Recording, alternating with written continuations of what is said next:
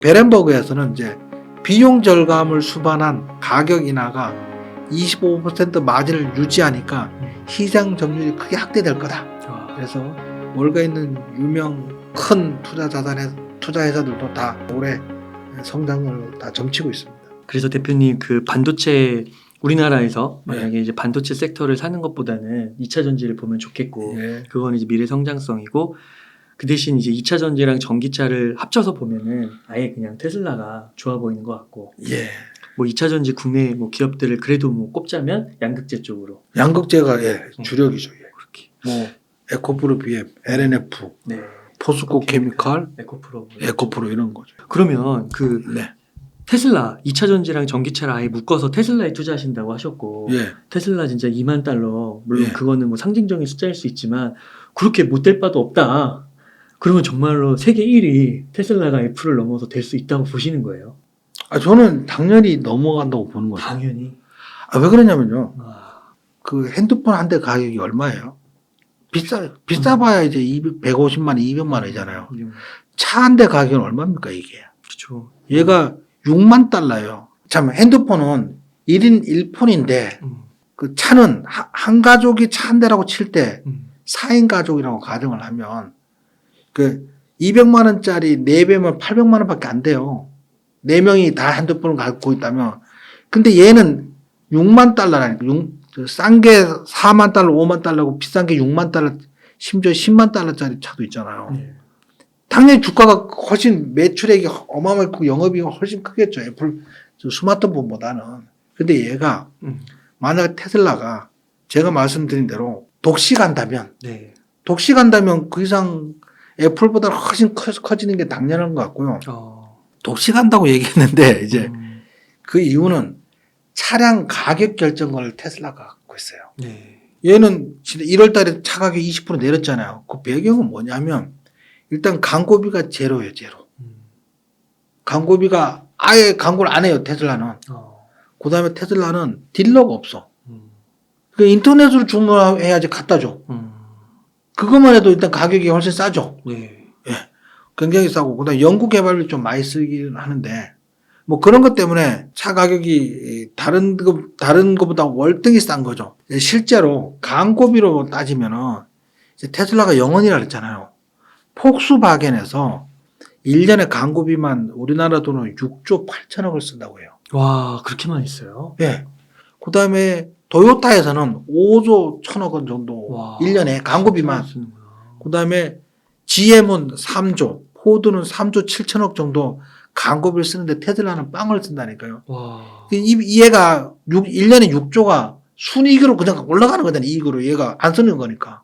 그 차이가 어마어마한 거죠. 어마어마합니다. 그래서 이제 영업이익률 자체가 포드는 지난 5년간 평균 이익률이 3.8% 정도 되고요. 좀 낮네요, 되게. GM은 3.7% 정도 되고요. 폭스바겐은 이제 지난 5년간 평균 이익률이 4.9%. 좀 높다고 하는 토요타가 한 7.7% 되는데 테슬라는 2022년 1분기 기준으로 이익률이 17%. 이익률 자체가 굉장히 차이가 굉장히 많이 나고요. 과거에 치킨 게임의 역사가 있어요. 예를 들면 아마존하고 이베이하고 붙은 거야. 그 아마존이 이겨서 이베이가 사라졌잖아요. 그 다음에 이제 반도체 치킨 게임이 벌어져서 삼성전자하고 하이닉스가 가격을 대폭 내리면서 그때 항해 법칙이라서 기술력으로 생산 단가를 확 낮춰서 반도체 경쟁업들이 다 파산하고 살아남은 업체가 TSMC 하나 있는 거야. 그래서 메모리 반도체 분야에서는 삼성전자 하이닉스가 한 20년간 천하를 호령했잖아요, 지금요. 애플이 아이폰을 처음 만들어서 이거 판매가 잘 안 나니까 아이폰 가격을 2008년인가 아이폰 가격을 20% 다운시켜 버렸어요. 그것 때문에 주가가 단기간으로 폭락을 했는데 그 뒤로 모토로라부터 시작해가지고 스마트폰 시장 LG전자도 스마트폰 안 만들잖아요. 싹 죽고 삼성전자 하나만 살아남은 거야. 그 아이폰이 지금까지도 평정하잖아요. 테슬라가 그 가격 결정권을 가지고 있다고요. 전기차에 대해서는. 광고비도 안 쓰지. 딜러도 사용을 안 하지. 그 다음에 배터리 기술력도 최고지. 거기다가 자율주행. 이 자율주행 자체가 구독료를 받거든요. 월 구독료. 자동차를 사면은 15,000달러인가를 내면은 자율주행 그 기능을 붙여주는데 그냥 월 이제 몇백 달러를 내면 그 구독료 개념인 거죠. 그럼 자율주행 기능을 주는 거거든요. 그러면 매달 현금이 들어오고 매달. 자율주행에 대해서. 뭐 그런 시스템으로 돌아가면 전기차 분야에 있어서는 테슬라 따라올 경쟁 업체가 아예 없다고 보면 돼요. 예. 아예 없어요. 그러니까 그 더군다나 이제 모델 2가 나오면은 가격도 그 2만 달러대로 떨어진다면 내연기관 차량 살 바에는 다 좀 모델 2 사는 거예요. 모델 2.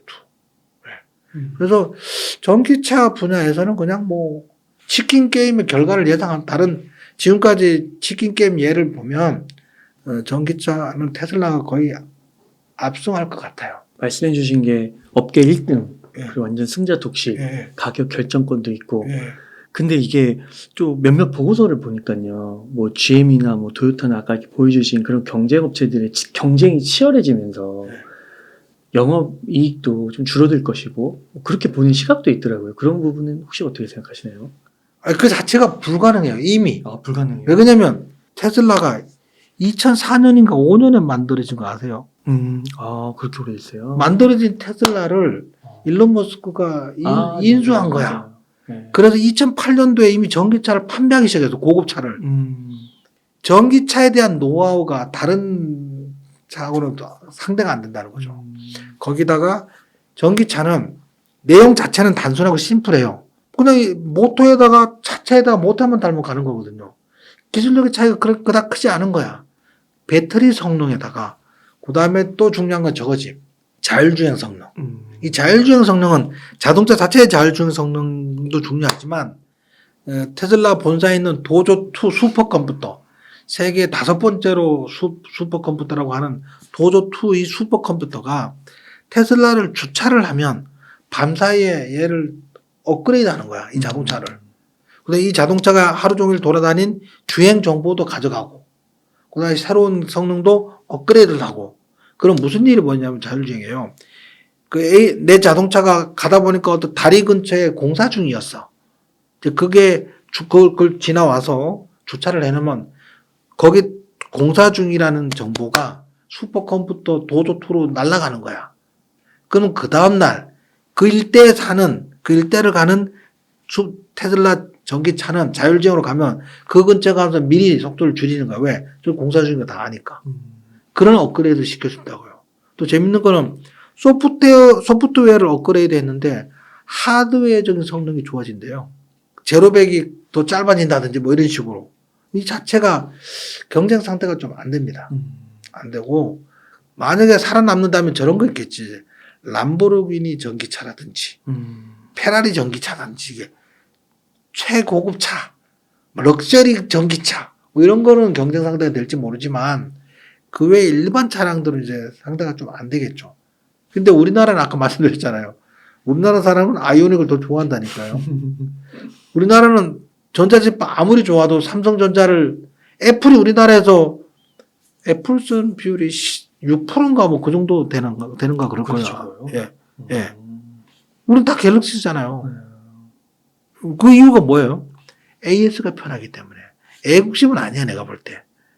AS가 편하기 때문에 가전제품은 삼성전자, LG전자를 쓰고 자동차는 현대차를 사는 이유가 AS가 편하고 서비스가 좋은 거잖아. 사실 테슬라 AS 엉망이거든요. 애플, 아이폰 AS 엉망이거든요. 젊은 사람들이 그걸 뭐 감수하고 쓰겠지만 대부분의 사람들은 AS 때문에 제 얘기는 우리나라에서는 아이오닉이 더 테슬라보다 시장 점유율을 놓지 않을 수도 있을 거라는 거죠. AS가 편하니까. 하지만 전 세계적으로 아니라는 거지. 그 자동차에 대해서 이제 테슬라는 광고비는 빵원인데 연구 개발비는 가장 많이 쓰나 봐요. 이제 대당 연구 개발비가 광고비는 0원인데 연구 개발비는 2,900달러? 차 한 대 연구 개발비가. 포도는 광고비가 이제 대당 광고비가 468달러 정도 들어가고 있는데 연구 개발비는 1,100달러 정도 쓰고 토요타는 이제 광고비가 454달러 정도 한 대당 그다음에 연구 개발비는 1,000달러 정도 그다음에 GM은 광고비는 394달러인데 연구개발비는 878달러 정도 들어가고 클라이슬러는 광고비가 664달러인데 연구개발비가 784달러인데 상식적으로 전기차는 지금 새로 만들어서 팔기 시작하잖아요. 뭔가 연구개발할 게 많고 성능을 업그레이드 할 게 많겠죠. 그렇죠. 근데 내연기관 차량은 지금 수명이 다 됐잖아요. 이제 그만 만들어 판대잖아. 연구개발을 투입을 해봐야 막대한 돈을 들여서 연구개발비를 쏟아 부어봐야 전기차로 바뀌면은 효용 가치가 떨어지는 거죠. 그러니까 당연히 연구개발비 자체도 테슬라를 이것 때문에 따라올 수 없다는 거지. 왜 그러냐면 내연기관 차량에서 이 얘를 저거보다 더 많은 연구개발비를 쏟아 부어도 테슬라가 혼자 전기차만 갖고 20년을 지금 호령을 하고 있는데 이걸 따라잡기 쉽지 않다는 거죠.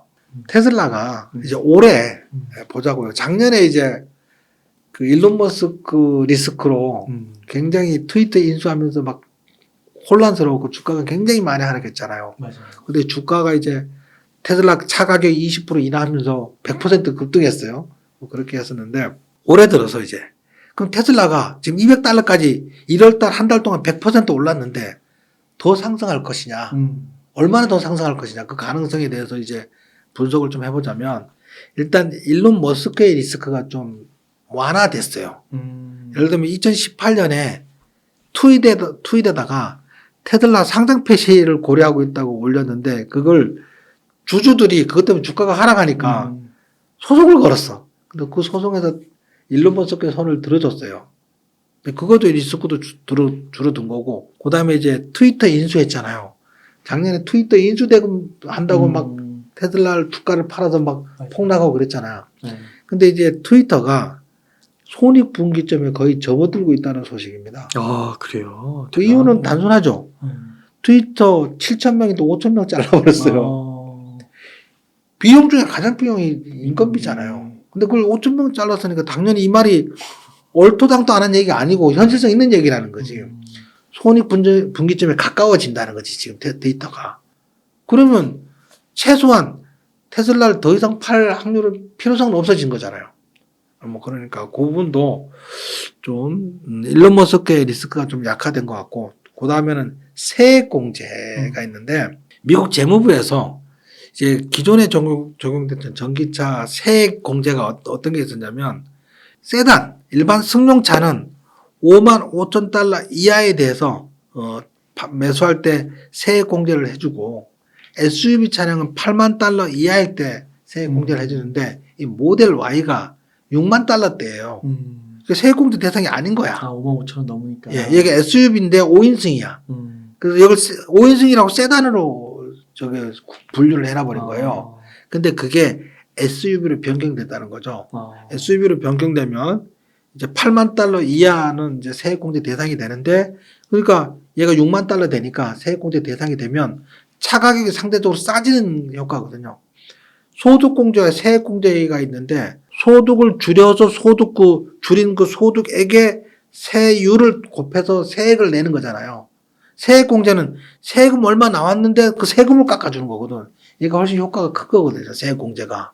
그 대상이 됐다는 게 이제 이유가 되는 거고. 그 다음에 중국에서 작년 이제 하반기부터 이제 테슬라 매출액이 굉장히 판매량이 줄었다는 거예요.